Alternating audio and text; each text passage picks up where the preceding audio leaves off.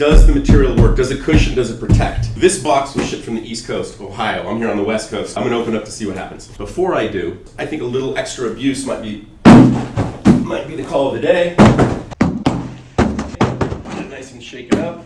And let's open it up, see what happens.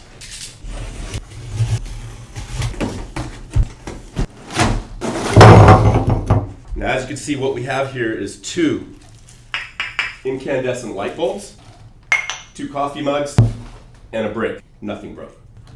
Mic drop.